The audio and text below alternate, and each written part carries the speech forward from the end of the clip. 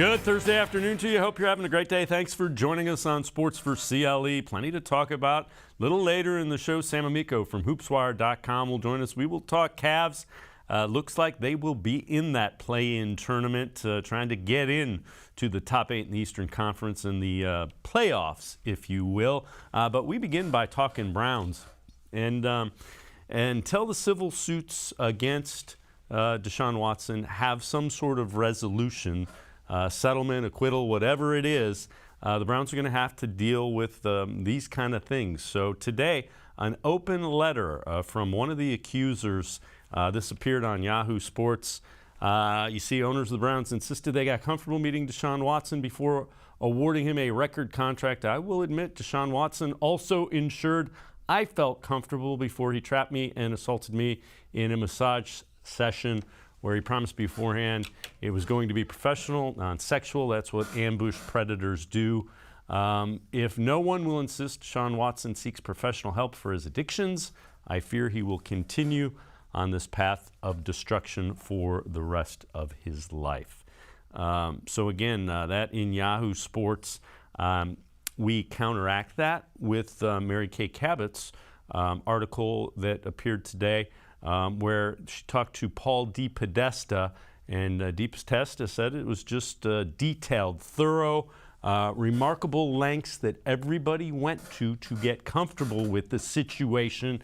He said that despite the allegations, they weighed all their intel, ultimately got to the same place that the rest of the people in the group did, where they were comfortable with the person, Deshaun Watson. And again, DePodesta said it was exhaustive as a process of he has been with in any of the pro sports. Let's welcome in Scott Petrak, Browns beat reporter for the Elyria Chronicle Telegram. You can read him also on brownzone.com. Scott, again, this is just something that we're going to have to all deal with until those 22 civil suits have some sort of resolution. There's no doubt about it. And, I think it'll linger even beyond that, but not to this degree. Deshaun is still testifying in depositions. I talked to the lawyer for the 22 women in the civil suit last week, and he said it was 34 or 36 hours left that he's got scheduled to depose Deshaun Watson. So you're right. This isn't going away anytime soon. And there's just so many layers to this story, Dave, that, you feel like you're not giving him justice, because you kind of gloss, not you, but you tend to gloss over some because there's so many of them. But just a couple, when the Browns say they got comfortable, I'm not sure exactly what that means. Did they get comfortable that he never did these things? They wouldn't go that far to say that. Did they get comfortable that he wasn't going to go to jail for them? Yeah, I think that's part of the comfortability. But you talked about exhaustive research, and I don't doubt that they did a lot of research. And Andrew Berry called it a 5-month odyssey. But they did not talk to any of the women in the civil suit, right? So I don't know how, and they said they had a third-party lawyer and who did investigation, and they said their legal team said it would not be a good idea to interview these women, and I understand that. But I also think it's hard to argue you have a full-rounded picture of the situation if you didn't talk to the accusers themselves. Right, and again, I get why legal counsel would advise you don't talk to the women, because that will mess up any type of civil proceedings that are coming. So it's a mess. So we have addressed that. Let's move on to football. We're going to head to the voicemail of Truth and Reason with a question about what the offense might look like with Deshaun Watson at quarterback of the Browns. My question is, now will we see some audibles at the line of scrimmage? I don't think Baker called an audible in 4 years. It was like whatever play was called, that play was getting called. Deshaun's ability to see the field and just like how fast he is, how he just processes information. I can see us finally getting called into some better plays when the right play is not called. So I guess, yeah, will we see some audibles maybe? Thanks, Dave. Love you guys. Bye. All right, we appreciate all the voicemails. I'll put that to you, Scott. What are your thoughts? I think that's a really interesting call, and I wondered the same thing throughout Baker's tenure here. does he have the license to audible? And then you hear that he didn't, or maybe not to the degree that he would have wanted to. And I would think that Deshaun Watson, given his 3 Pro Bowls and his high standard of play, would have more license under Kevin Stefanski to audible and to get into what, Deshaun Watson thinks at the line of scrimmage is a better play. I also think that Baker Mayfield, from a skill set perspective, wasn't able to turn a bad play into a good one enough. Not that he never did it, but that's one of the things Deshaun Watson does well.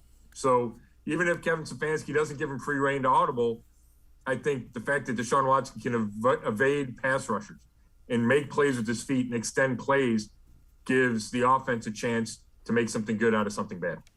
The other thing about Deshaun Watson now at quarterback, and I know you wrote an article about this, what do you think it does just to Kevin Stefanski and this staff?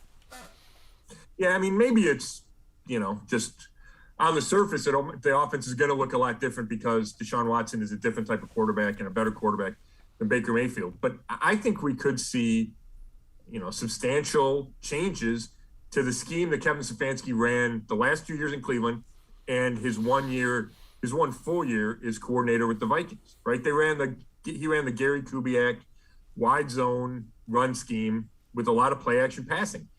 And I'm not saying Deshaun Watson can't do that, but Deshaun Watson's skill set is much broader than Baker Mayfield's or even Kirk Cousins, who was running the offense with the Vikings. So therefore, do you add the read option to take advantage of Deshaun Watson's ability to run? I think you probably do. Do you put in more RPOs because Deshaun Watson's done that? That makes sense. Do you go more shotgun because Deshaun Watson's played in the shotgun more than he's been under center? And if the answer to that is yes, then you probably see less play action. So I think Kevin Stefanski is going to alter his system significantly, and it'll be interesting to see just how he does that and how that impacts personnel usage, right? We saw so much of the 3 tight ends last year. That seems to be something that we could see less of, especially because Austin Hooper's not in the team. Now, who knows what the roster will look like? They could draft a tight end, sign one, and then they still use a bunch. Maybe you see more Kareem Hunt and Nick Chubb on the field together. I just think there's a lot of ways for this offense to grow because you have such a unique talent in Watson. And it's interesting. And what you're kind of saying is Kevin Stefanski hasn't had a quarterback as talented as Deshaun Watson to run his offense. Is that fair to say, do you think? Well, I think that's fair, but I also think that if Deshaun Watson were just a better pocket passer than Baker Mayfield, which I believe he is, then you could still run the same system. But because Watson has this extra skill set, and that's the playmaking and the ability to, gain yards as a runner, then I think it's up to Kevin Stefanski to make use of that, right? So it's not just, hey, we're gonna have a guy that's better in our scheme. It's how do we make our scheme change to make the best use of the quarterback? And that's why I think you'll see obvious changes to the offense. Yeah, I'm with you. I think if you could walk into Berea and take a look at the whiteboards, there are probably all kinds of scribbles on that with offensive personnel and offensive coaches rather figuring out how to use the personnel they now have. Yeah, without a doubt. And last year, we know the Baker's injuries and whether or not how much that hindered him. We know that there were issues at receiver, right? Jarvis was hurt. Odell left at midseason. The offense just was not explosive as it needed to be in the passing game. And I think Kevin Stefanski tried to figure out the best way to score points and keep the game close that he could. But with a guy like Watson, you would think, and Amari Cooper, right, you would think that you could open things up. And if the goal is to open it up and be as explosive and score a bunch of points, which everybody's goal is, and Kevin Stefanski wouldn't shy away from that, then maybe it's not best to have 3 tight ends on the field a lot because you can't be as explosive, I don't think, as you want to be with 3 tight ends or maybe even a fullback on the field. So that's why I think the personnel could change. Yeah, I'm with you. All right, a couple of guys getting after it, working out together down in Florida is Kareem Hunt and Anthony Walker. And you see this is via social media, getting after it, working out, running, getting in shape, getting ready to go. And, it's good to see Kareem Hunt. Hunt is the far one over there. looking like he is going full go. That's obviously a good sign, and that's another issue. Is how do you maximize Kareem Hunt in the backfield with a Deshaun Watson as well? Yeah, I mean, I'm winded just watching those guys, but there's two thoughts there. One, Anthony Walker, who's back, right, signed the 1-year deal. I think that's important given the youth of that linebacker position, given how smart Anthony Walker is. He became a leader right away inside that locker room last year. And then Kareem Hunt, the Browns finished 8-9, right? So they're only a couple of wins from being right in the mix. And I'm not saying if Kareem Hunt had played a full season, they get those 2 wins, but he's one of their best playmakers, one of their best players. And he missed a significant amount of last year with injuries, and the offense missed him, right? When you look at all the other stuff we talked about, Odell and Jarvis, well, then you add not having Kareem Hunt, and it took away the underneath throw for Baker Mayfield. It took away easy completions. He couldn't run the screen game as much. So having him healthy will be huge. And I do think, we saw toward the end of last season, or at some point when Kareem Hunt and Nick Chubb being healthy overlapped, which wasn't a lot. We did see Kevin Stefanski go to them on the same field at the same time. And I would not be surprised if we saw more of that, just because you got to get your best guys on the field. Agree with you wholeheartedly. And keep in mind, Kareem Hunt was a threat in the red zone that they missed as well. Him being out, he was a guy that inside that 20-yard line was a guy who did a lot of the work. Scott Petrick and I are going to step aside, take a quick time out. Other side of the break, we'll head to the voicemail of Truth and Reason and dive into some salary cap. Some of the fans' concern. We'll dive into the Browns' salary cap situation. Sports4CLE will be right back. Stay with us. Life is getting back on track, and you can too. If you or your family have experienced financial hardship as a result of COVID-19, Tri-C can help with tuition assistance. Safely get the in-demand degree or training you need with online and on-campus classes. Go to tri-c.edu to check out our programs and resources. So, what are you waiting for? Register now for spring classes. Tri-C is where futures begin.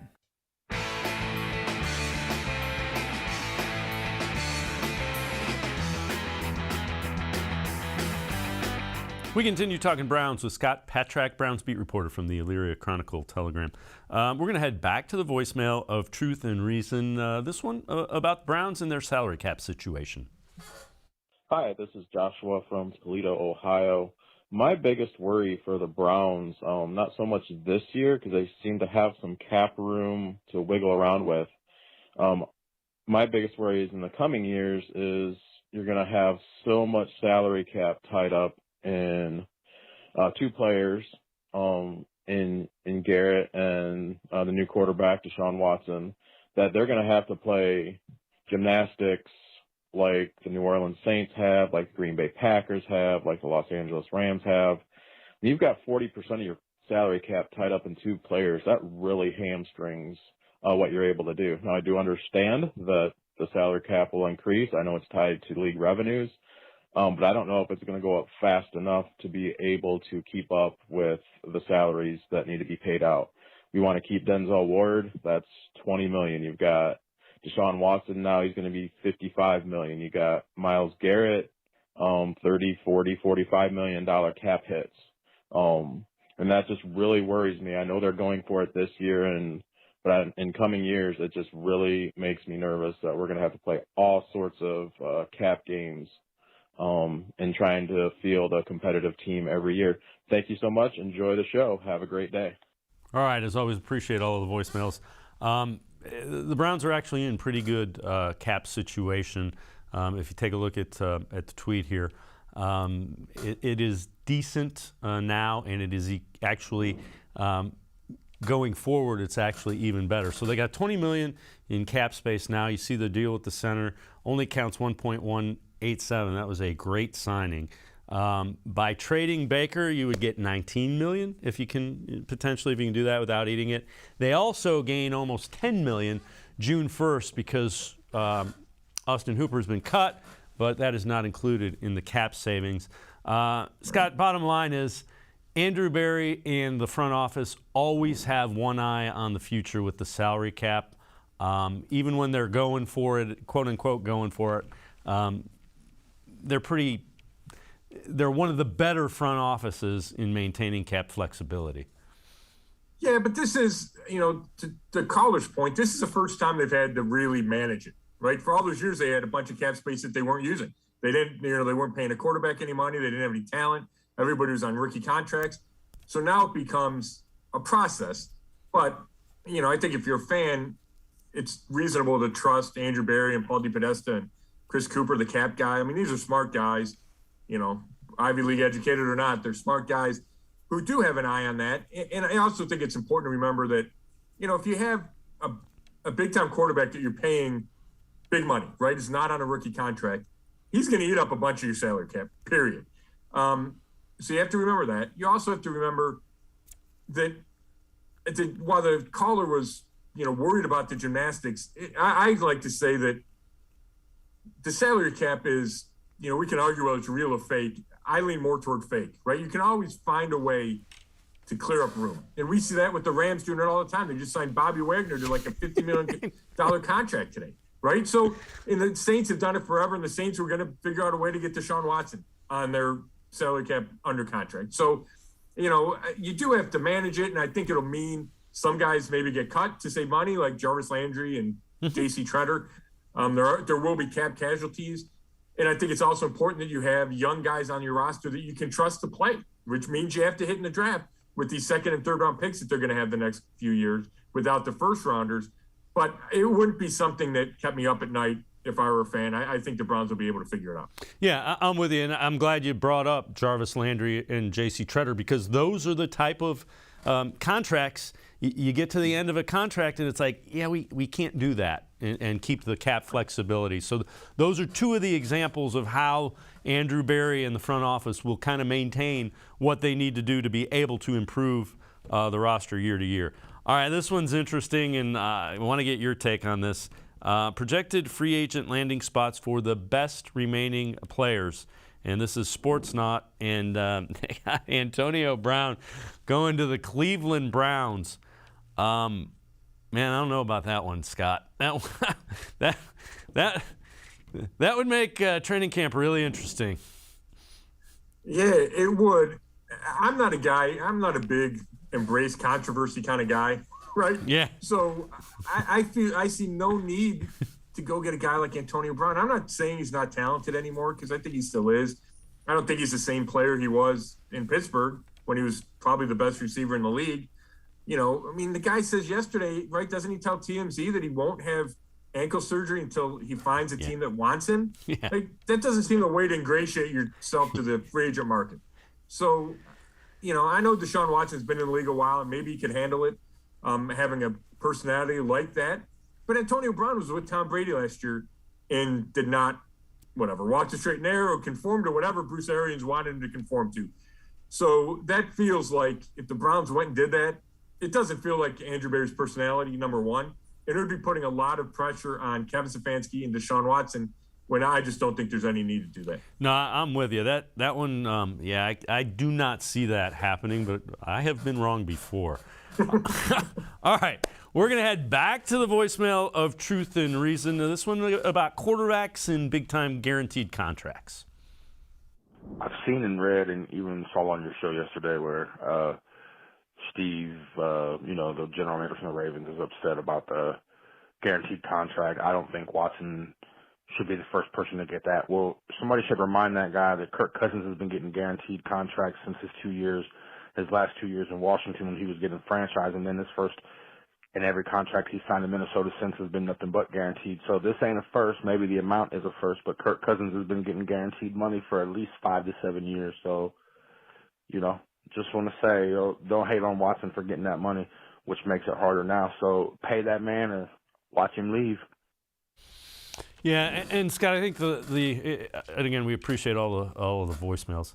The issue is it's $230 million guaranteed, as opposed to the $30 million each year. And typically, unlike the NBA and Major League Baseball, typically not an entire contract is guaranteed in football. And the reason is because the owners realize this is a sport where a lot of guys get hurt and can't play. Yeah, guys get hurt. Now, there's the underlying feeling that if we give a guy guaranteed money, in this sport, maybe he doesn't play as hard as he would, right? Because he's got the money and it's such a dangerous sport. I don't know if that could be flawed thinking, but I know that that's part of the genesis of not giving guaranteed contracts. The caller makes a good point with Kirk Cousins, but that was a year-to-year thing. That was not long-term. It wasn't 5 years like Deshaun Watson's. This is a historic contract. It's almost $80 million more in guaranteed money than the next highest, and that's Aaron Rodgers, who's a 4-time MVP, right? And Deshaun Watson has not been he's not been All-Pro or an MVP, or won a Super Bowl. So, making the leap, it is a leap, and I understand why Steve Bisciotti, the owner of the Ravens, would question it, especially when he's got Lamar Jackson coming up for a contract, and it likely means north of $200 million guaranteed for Lamar Jackson. So it's going to have a ripple effect. Now, somebody would have done that eventually. The Browns, maybe they rushed it a year, right, or two, and that's why the owners around the league probably aren't thrilled with that. And the other part of it is, Deshaun Watson, we talked about the baggage already, right? So it's not like you're giving it to a proven clean commodity like Tom Brady. It's a guy facing the off-the-field stuff that Deshaun Watson is facing. So I think I think some owners, maybe if they're trying to be high and mighty, would frown upon that. And my final point is, if that's how the Browns got him here. I don't know if he comes here without the Browns guaranteeing all that money. And I think that's something to remember, because the Browns obviously had their heart set on landing Deshaun Watson, right? They burned bridges with Baker Mayfield. They felt Deshaun Watson was the best quarterback option, probably not only this year, but next year. And in order to do that, it took this record deal, but they were willing to do that. And again, I've said it before, and I'll say it again. You either have a franchise quarterback or you're trying to find a franchise quarterback in the NFL. It's not really anything in between. And that the Browns identified a franchise quarterback and went and got him. Yes, and I think they looked at the draft and said, what are the odds that Malik Willis turns into Deshaun Watson, right? Or even next year. And, do you win with the rookie quarterback? All those things. The fact is, and I think Paul DePodesta referenced this in his interviews in Palm Beach this week, there aren't 26-year-old quarterbacks with 3 Pro Bowls that become available, right? Like entering the prime of his career with the track record Deshaun Watson has. So if you find that guy in this unique situation, and then you're able to get comfortable or deal with the off-the-field stuff, then it's going to be the best quarterback option you have. It just is. So that's why the Browns are willing to give up all the draft picks and spend the money, and maybe even spend the money and then be willing to deal with all the backlash that accompanies it. Scott Petrak, Browns beat reporter for the Elyria Chronicle-Telegram, and I'm going to step aside, take a quick time out. Other side of the break, we head back to the voicemail of Truth and Reason with a question about the draft in number 44, where the Browns will pick in the second round. Sports4CLE, I'll be right back. Stay with us. The Ohio Lottery Partners in Education program recognizes role model students and teachers from across Ohio. Nominations can now be done completely online. To nominate a deserving teacher or student, go to ohiolottery.com. In the About section, find Partners in Education. There you will find links to the nomination forms. Students, kindergarten through 12th grade, can be academic all-stars. Teachers can be honored as a Teacher of the Month. The Ohio Lottery Partners in Education, where stars shine.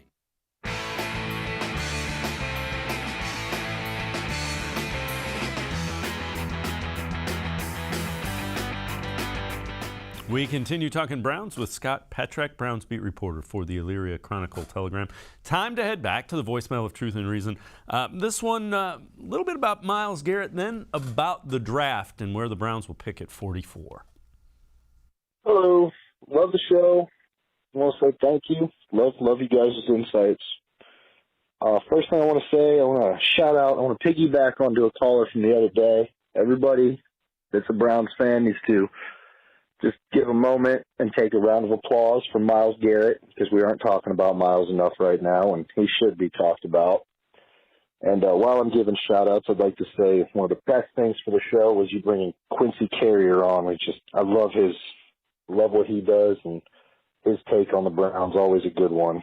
Another question I have, though, is do you think it's possible that Jahan Dotson, with him being only 5'11", could possibly drop down to pick 44? And if he does, would that be something the Browns could look at to extend the wide receiver room? And one other thing I want to say about the draft, too, is that I don't think people actually understand. Everybody keeps acting like it's the end of the world, like we can't draft anymore. And if my numbers are correct, I do believe in 2022, this year, we have 7 picks. 23, we have 6 picks. And 24, we have 6 picks. And that's just as of right now. So I don't think we're actually doing too bad there. But that's just my opinion. Thank you. Go Browns. All right. As always, appreciate all the voicemails. So what about it, Scott? If Dotson falls, is that somebody you think the Browns look at? I do, without a doubt. I just don't think he'll be there. I've been on these conference calls with draft experts. I listened to Greg Cosell from NFL Films, who I really value his scouting opinion, and he loves Dotson. Like, he likes him better than Chris Olave from Ohio State. So I just don't think he falls that far. But if he does, yeah, he's a guy that I would certainly think the Browns would be very interested in. There's a lot to like about him. So, yeah, I mean, receiver, defensive end, defensive tackle, but he's one of the receivers I just don't think, I'm not sure he gets out of the first round, let alone to 44. But if he did, I think the Browns would be interested. And the caller makes a good point about the picks, but I think that's something that Paul DePodesta and Andrew Berry are really always cognizant of, right? They always want the extra picks in case they make a blockbuster trade and have to give up those picks. They have kind of a reservoir of those draft picks, and I would not be surprised at all if they tried to replenish during this draft. If they're able to, trade one of the third round picks to get a couple of extra third rounders next year, or get a second rounder next year, just so the coffers are always full.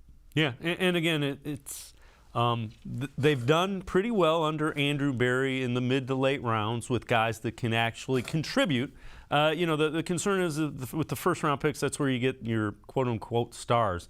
But the Browns have guys on second contracts now, so it's kind of all a balancing act that intertwines.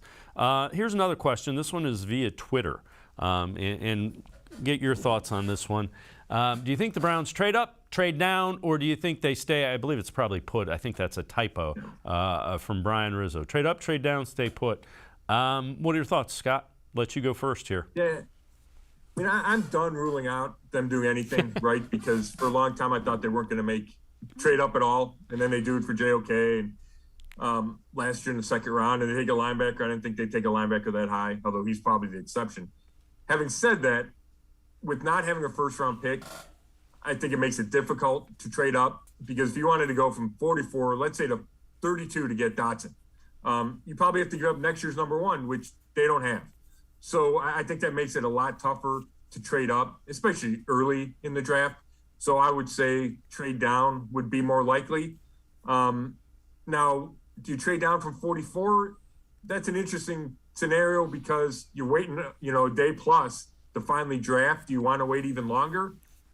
It would depend on the offer, but my guess is they stay put at 44 and then trade down or trade into next year with some of the, third and fourth round picks.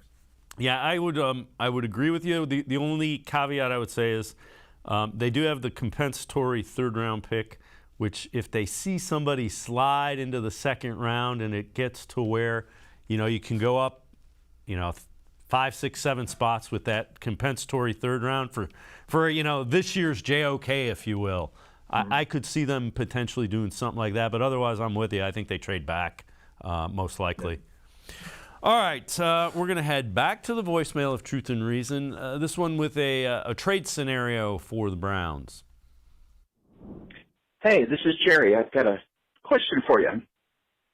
A trade with Baker Mayfield plus $9 million for a picture player, DK Metcalf, and have to meet the salary thing, you got to have a draft choice in return. Do you think Cleveland would go for that? Thanks. Bye. I think Cleveland would do that in a heartbeat. I think the Seahawks would likely want Baker and a number 1 and some money for DK Metcalf. That's just my guess. Your thoughts on that? Yeah. I mean, I'm sure the Browns would love to do that. They'd have to figure out a way to pay Metcalf, but I think the Browns might have to give up Baker and $9 million just to get a draft pick back from Seattle. At least that's how the market feels right now. It could change. It could change when we get to the draft. But, there's not a huge market for Baker. And if the Seahawks, let's say the Seahawks do want him to be their starter, okay, then they'd be willing to give up a draft pick. But, would they take on all $19 million of Baker's salary? I don't know. Do they have other options? Are they content with Drew Lock if the Browns tried to play hardball? It's tough. I just don't think the Browns have a whole lot of leverage right now. So, I just don't see that being the trade. But I think you should get used to the idea of Baker Mayfield and the Browns picking up part of his salary in any kind of deal that winds up getting done. Yeah, that's certainly the way it sounds. Scott Petrick and I can step aside, take one more time out. Other side of the break, we head back to the voicemail of Truth and Reason. This one about Baker Mayfield will also looks at some scenarios from national folks about where Baker Mayfield may end up. Sports4CLE will be right back. Stay with us. When it comes to selling you a mattress, most retailers are handing you a long line of extra steps that drive up costs and create confusion. At the Original Mattress Factory, we simplify the mattress shopping experience by building mattresses and box springs in our own local factories and selling them direct to you. It's short, sweet, and simply makes sense. So experience more than just the mattress store. Experience an original, the Original Mattress Factory.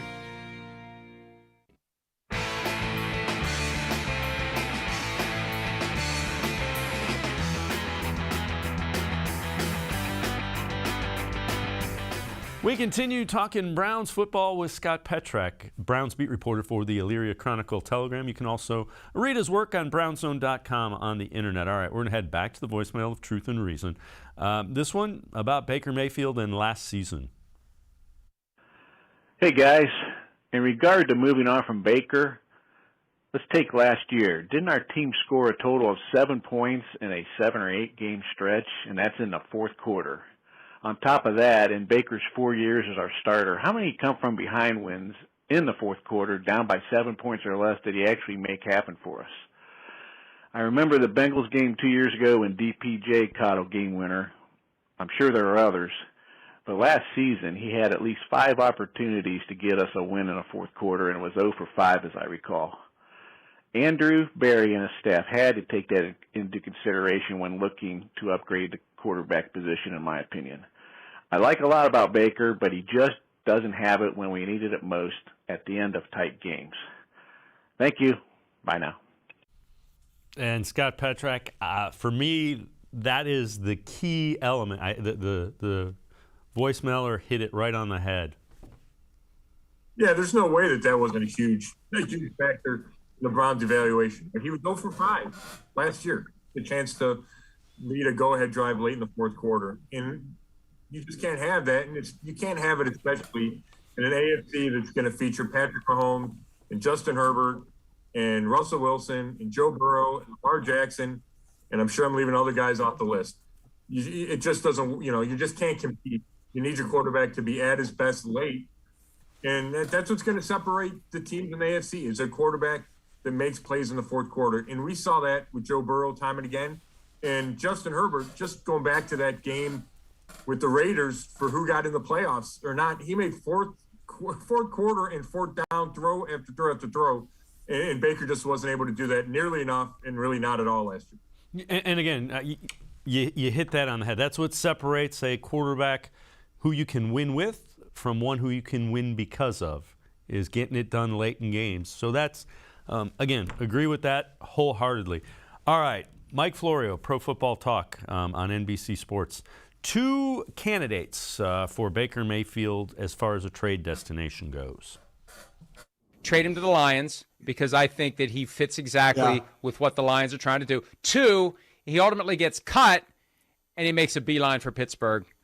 And he becomes the guy in Pittsburgh that he never was in Cleveland, and the Browns have to deal with him twice per year. Those are my 2 preferred outcomes for Baker Mayfield. So you like the one to Pittsburgh for revenge for a guy leaving a team and then trying to nail the team he was with. That would be – I don't think Pittsburgh would want any part of a Mitch Trubisky, Baker Mayfield training camp, and then one's the starter and the other one you're just waiting for one bad game when everybody starts chanting out for the backup. But I get the revenge part of you, and players do like that. The Detroit one, I know we had talked about that, and I know you had talked about that. He does fit Campbell. There's no doubt about that, and that toughness. And Scott, we had on Jeff Risdon yesterday from LionsWire.com and BrownsWire.com. He said, not likely because Jared Goff is due $27 million. And his point was, if you think Baker Mayfield is tough to trade at 18, almost 19, how tough do you think Jared Goff is to trade and get rid of at 27? Yeah, the Lions one is intriguing, though, because of Dan Campbell and because of John Dorsey, right? He's in that front office now, and we know that he loved Baker. And I don't think anything Baker did in the last 4 years would have turned off John Dorsey or made him change his opinion. So that's a pretty loud voice inside that front office. Not that he has final say, but, John Dorsey, he gets his opinion across. So, I'm not ruling out that is a possible landing spot for Baker. Again, the draft picks would have to work, and you'd have to figure out compensation and how much of the $19 million would the Browns eat. But that one's interesting. Pittsburgh, I get what Florio's saying. Baker doesn't strike me as Mike Tomlin's kind of guy. I'm with Mike Golick. The Mitch Trubisky-Baker combination seems like trouble. You got to kind of give it to one guy without somebody breathing down their neck. So Pittsburgh seems unlikely, but I wouldn't rule out Detroit. So Baker is working out with other NFL players, Cole Beasley being one, kind of distancing himself from the Browns. Do you think this kind of drags out a little bit and potentially Andrew Berry is able to wait and see if somebody gets hurt and that's when the trade gets made, or do you not see that being a possibility? Yeah, that feels too far down the road to me, just because it's always going to be a question and it lingers. And, I guess you could, dig your heels in and say we're going to wait, but then you're still carrying the salary on your cap. You're kind of paying Baker not to be there or be there and be disgruntled. It just feels like too much work to me. I thought it would be done by now. And obviously the landscape changed when Matt Ryan got traded to the Colts. And then New Orleans re-signs Jameis Winston. And the Falcons then filled the Ryan gap with Mariota. All of a sudden, 3 potential spots dried up. So I think that's why we've seen the market really grind to a halt. So it could wait until the draft. Like, that feels like a tipping point. If a team like Seattle doesn't draft a quarterback or find another quarterback on day one or the top of day 2, maybe then they make the trade for Baker Mayfield, right? That kind of feels natural spot now to me, but I don't love the idea of letting it linger into May, June, July. Now maybe Andrew Baker has a stronger stomach than I do, but I just think it's going to be uncomfortable, and I know Baker wants to get out of here as soon as possible. And Kevin Stefanski sounded like he wanted closure to the situation as well. Yeah, I'm with you. All right, so you mentioned, Baker Mayfield potentially not being a Mike Tomlin guy. One guy that former Steeler Ike Taylor feels is a Mike Tomlin kind of guy, as well as a Steeler kind of guy, is Jarvis Landry. Landry definitely a Pittsburgh Steeler physically. His toughness, high IQ in the slot, his ability to crunch in clutch time and come up with plays, that says Pittsburgh Steelers all day. And, you'll appreciate this. Jarvis Landry reminds me of Hines Ward, who was such who, if you were a Browns fan in that era, you hated Hines Ward. And I think Jarvis Landry is that kind of guy. If you're playing against him, you don't like him. If he's on your team, you love him. Yeah, I agree with that. I think that's a good comparison. He does feel like a Steelers guy, and he gets up trash talking, and that rubs you the wrong way if you're on the other team or other, in the other stadium. I don't know if Jarvis would want to go to Pittsburgh given their uncertainty at quarterback. I think he's looking for the right fit. But it's interesting. You hear the teams that Jarvis gets connected to, and it's teams with great cultures. It's Tampa Bay. It's New England, right? Pittsburgh, because he's that kind of guy. Yeah, I'm with you. And if the Browns find a way to bring him back, Browns fans will be thrilled. All right, before we let you go, we have win total predictions coming up for Caesars NFL. And here is a look at it. So you got Buffalo, Green Bay, Tampa Bay, 11.5. Kansas City, the Rams, and Cowboys at 10.5. San Francisco, Denver, and the Chargers, 10. Then at 9.5. Pretty much everybody in the AFC North except the Steelers. So Baltimore, Cincinnati, Cleveland, Indianapolis, and Tennessee. 9.5 wins the over-under. You know what, Scott? Remember, 17-game season, that probably feels about right because you don't know how available Deshaun Watson will be. I'm assuming, and maybe I'm wrong, but I'm assuming he's going to miss some games. Don't know how many. But that probably feels 9.5, 10, probably feels pretty right. Yeah, it's interesting because I was looking at that earlier. And, the teams up at the top are the teams with kind of weak divisions. Buffalo, there's not an automatic number 2 that you love in the East. Dallas is up there, Green Bay. But the Browns division is different, right? The AFC North is different. So is the AFC West. Yeah. So, you kind of look at that and go, okay, well, the Chiefs are still high, even though they're in a really difficult division. And then you got the Browns, Bengals, and Ravens lumped together. To me, it says, well, you better get the over if you're going to try to go to the playoffs, right? You got to get to 10 wins to have any chance, I would think, of going to the playoffs this year, which means you got to get to the over. So it's really interesting. To me, that signals that Deshaun Watson probably won't be suspended very long, because I think once you start thinking, does he miss 6 games and you go 2-4 in those 6 games, then all of a sudden you got to go, whatever, 8-3 in the other 11, right? If I'm doing my quick math, and that, that's a tall order in a tough conference in a tough division. So, I don't know. My inclination right now would be take the under, because you don't know how long Deshaun Watson's going to miss. But if things play out and he's able to play most of the season or all the season, then that's a really interesting number. Yeah, and the flip side of it is, we say this all the time. The folks in Las Vegas didn't build all those high rises by being wrong. They're usually pretty close, and those, there's a reason those win totals are usually pretty darn close, and that's why. Yeah, no, without a doubt. And even if you look at last year, I thought they're going to win a bunch of games and go over it, and they didn't, because a couple things go wrong. It was a high win total last year. I had a golf buddy of mine who swore the under was going to hit. Like, that was one of his favorite prop bets out there. But that Vegas always seems to know what that kind of pushing point, right? What that push point is that divides you to go over or under. And they're so good at doing that.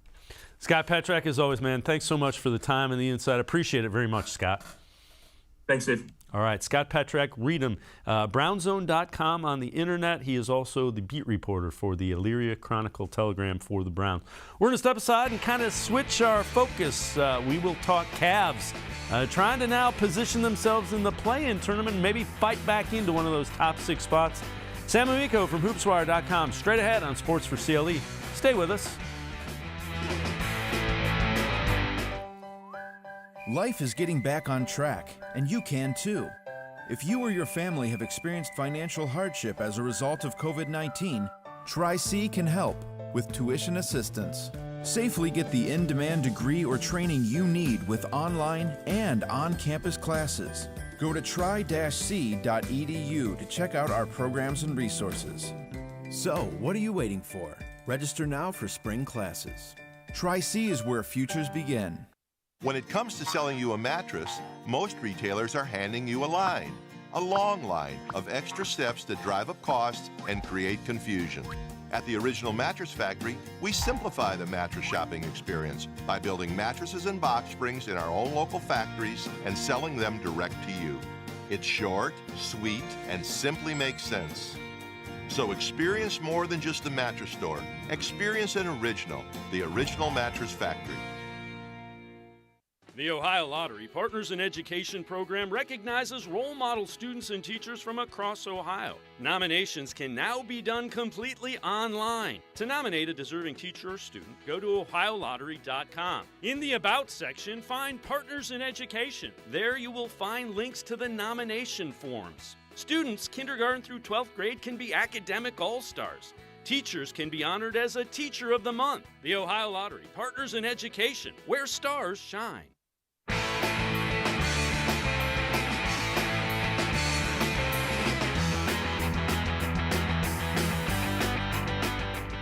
Welcome back to Sports for CLE. We turn our attention to the Cavaliers. Lost a tough one to the Mavericks. Now 2 spots, 2 games behind that 6th spot in the Eastern Conference that would get them out of the play-in tournament and into the regular playoffs.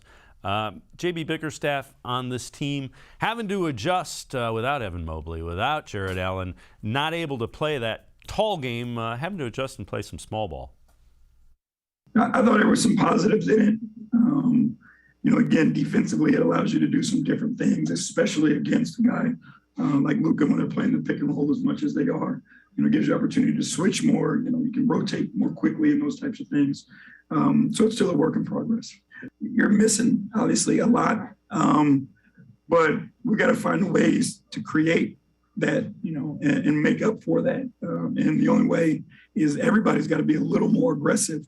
Not in a selfish way by any means, but, they got to put the defense on the heels a little bit, move the ball quickly and make them have to rotate and try to create easy things for one another. But that's what we're going to have to do. We're going to have to find a way to create some easy buckets that those guys typically would get. Let's welcome in Sam Amico from hoopswire.com. And Sam, playoff time is not when you really want to adjust the way you're playing. You're usually trying to perfect your game. Cavs have to kind of reinvent it here with all the pieces that they're missing. Yeah, it couldn't have come at a worse time, as you just said. But, the biggest thing that we just heard Coach Bickerstaff say is they're going to have to find a way. They're really missing that length, not just inside of Mobley and Allen, but also when they switch on the perimeter to disrupt opposing players. And, you don't think of Allen and Mobley as these, great offensive players. They're both very good, but it really has slowed the offense because new guys that are in new roles that are stepping in, such as a Moses Brown or a Kevin Love, who's been coming off the bench all year. They have to kind of adapt and adjust their games to keep the ball moving. The ball has not moved as well without Allen and Mobley, which is strange to say when you're talking about a power forward and the center, because usually ball movement's all predicated around the guards and how they do it. But it's really thrown everything in flux, both defensively, offensively, everything they've done. This team was successful because they would roll out 3 7-footers, all of whom could play when you throw Markkanen in there. And then, you had some nice depth. Well, now that depth has to start and play a lot of minutes. And it's just, as you said, Dave, less than ideal at this time of season. But what choice do you have but to try to recapture some of that magic you had before the All-Star break? The other thing is, Sam, we've touched on this a couple of times. This is a young team, so you lose 3 guys from your rotation in Sexton, in Mobley, and in Allen. So now your 8-man rotation means you're going to your 11th, 12th, 13th guy.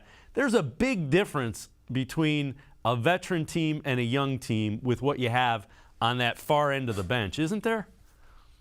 Absolutely. And a lot of people suspected that the Cavs might fade a little bit after the All-Star break simply because of their youth.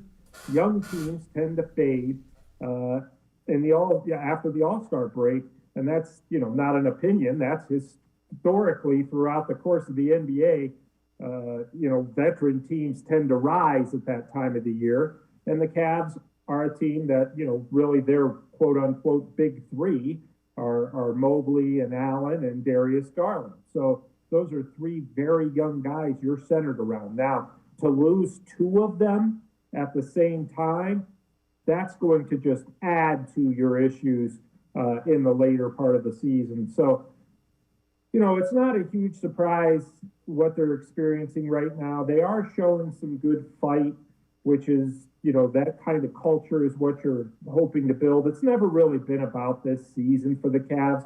It started off well. The middle of the season went very well. You kind of want to use that to get in a full playoff series as opposed to going into the play-in tournament, losing, and then not getting a full series, because you have to take those next natural progressions. That said, it's a little bit out of their control with Mobley and Allen being out, what happens next. And, all you can do right now is just hope to hang on, hope to get a home court game in the play-in tournament or two if you have to have two, and advance to the actual playoffs where you're the actual 7th or 8th seed and playing in a full series. And the flip side of it is you may get Allen and you may get Mobley back for play-in or potentially playoff series. So tonight's game is kind of important. So play the Hawks. Hawks are one of those teams in that 6 to 10 range, and it's hugely important to be 6 or 7, because then you only have to win one game to get in, and you have another crack at it. If you're 9 or 10, you play each other, and then you got to go up and play the others, and then if you lose, you want to be 7 or 8 if you're in the play-in tournament. Right, exactly. I mean, you don't want to be having to be one of those teams that has to win 2 games to get in the playoffs in the play-in tournament. And right now, the Cavs have to be kind of careful of that. This game against the Hawks has huge play-in ramifications, But as you said, Dave, the nice thing is, it sounds like Jared Allen. The Cavs are optimistic that Jared Allen will return before the playoffs or play-in tournament, whatever they're in.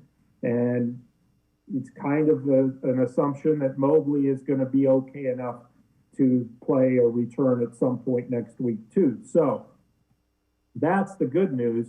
The bad news is, or I don't want to say bad news, but news that's a little concerning is you don't want to, before those two get back, you don't want to fall back down into the 9 or 10 range where you're really having to work a little harder to get in the playoffs.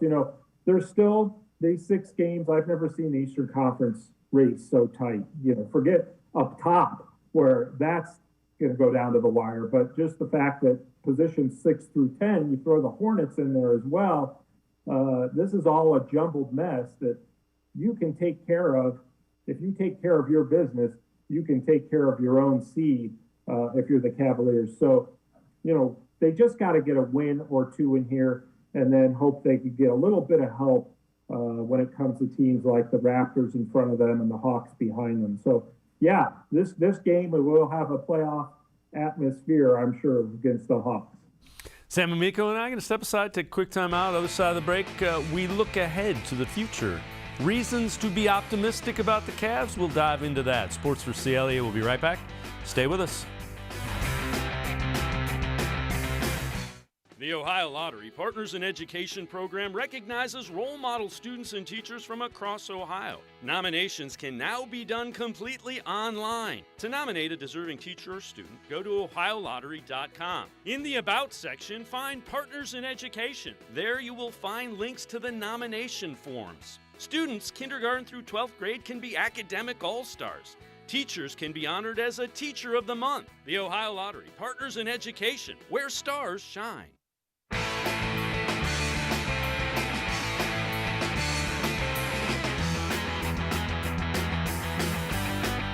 We continue talking Cavs with Sam Amico from hoopswire.com. Sam, you wrote an article on Hoopswire about the future of the Cavs. Take us through that and kind of the thought as to how this franchise is set up. Well, again, I said it earlier, it's never really been about this year, but the nice thing is they progressed a lot further. The Cavs as an organization, front office on down, progressed a lot faster than I think, if they were being honest, even they suspected. But it's been a nice change. And you have your building blocks in place, clearly, right? You have Darius Garland, all-star. You have Jared Allen, all-star. You have Evan Mobley, who should be the Rookie of the Year. You have J.B. Bickerstaff, who potentially could be Coach of the Year, would certainly get my vote. So those three players and your coach are in place. I'm assuming their general manager and Kobe Altman, after signing that contract extension, is in place and, clearly has done a great job of building this roster. So when you have that type of stability, you can put pieces and parts around them. And there are some other key players there, don't get me wrong. Markkanen, we don't know what's going to happen with Sexton as a restricted free agent this summer, but the worst case scenario is he's traded and they bring back nice pieces. Another case is that, or another possibility is that he comes back and continues with this franchise and makes a run. Karis LeVert, another nice player, seems to be getting acclimated a little bit more. So those players are all kind of your core there. And there are other important players, Kevin Love, obviously, for this season, but you're talking 3 or 4 years down the road. This has been very promising, and it's because they've been able to, the Cavs have been very stable in the sense that there's been no drama at all in this team. There's no issues in the locker room. There's no issues on the court. All the guys like each other.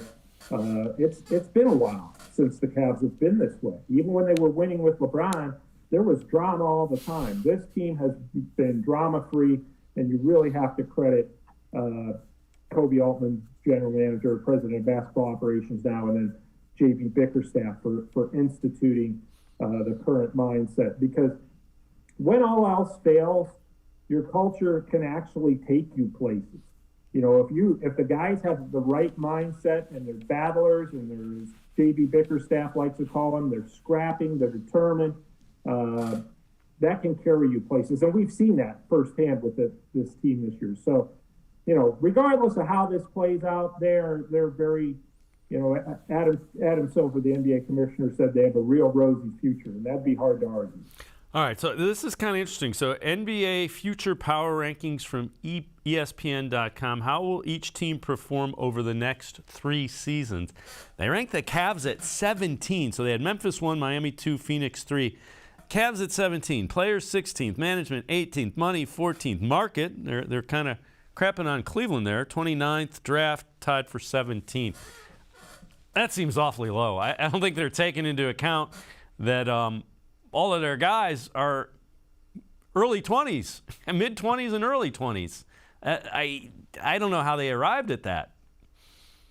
Yeah, and I don't know how they arrived at really, frankly, any of it because, if you win enough games, the market size doesn't matter. We saw the San Antonio Spurs, their run of a decade ago, maybe not even that long ago. But, if you are winning games, people want to come to your team. And if you have a good I hate to keep using the word culture, but if you have, a good culture in place and a winning culture, people want to play with you. Free agents, other opposing stars who consistently demand trades.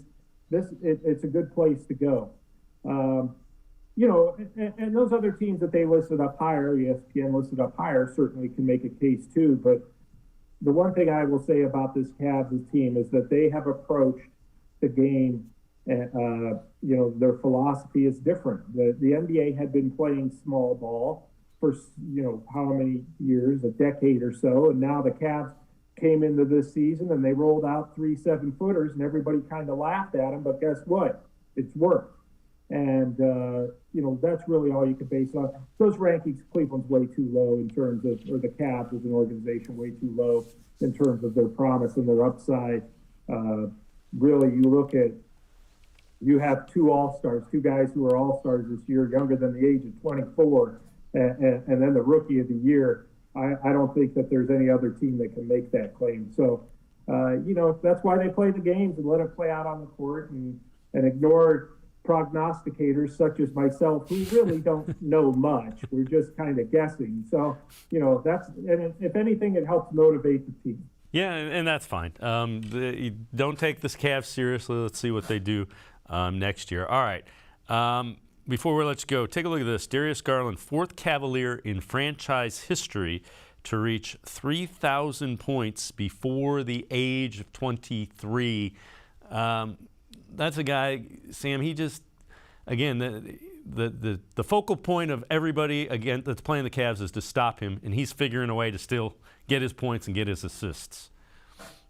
Yeah, and it really gives them an excellent chance to win by doing that. It's not just kind of empty numbers. He's doing this as a guy who's approaching the game to win.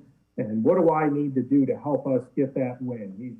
And that's the most promising thing for the Cavs, I think, as opposed to, you see a lot of guys who can put up great numbers, and it really doesn't make any difference in terms of winning or losing. But Garland is, very much reminds me of his promise and the way he plays back to long ago when the Cavs had Mark Price, and he was a young player that was similar in that sense, that the winning was the first thing and the numbers came second. And you can just tell that's the way Darius Garland's game is.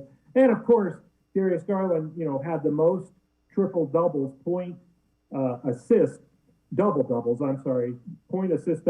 in a month since he broke Mark Price's record. Darius Garland now has 11 in the month of March.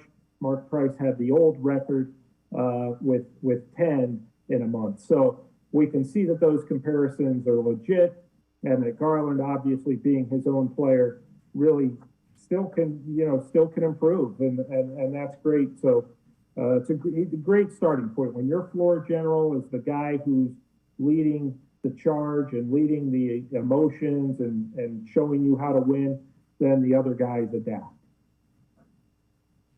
Sam, man, as always, thanks so much for the time and the insight. Appreciate it. Yeah, thanks for having me. We'll talk to you soon. All right, Sam Amico, make sure you read him. Cavs and all things NBA, hoopswire.com. That'll do it for this edition of Sports for CLE. We'll see you back here tomorrow at 4 o'clock. Scheduled guests, Jack Duffin from the Dogland, Sam Penix from Pro Football Focus. That's tomorrow, 4 o'clock, Sports for CLE. We'll see you then. Have a great night, everybody.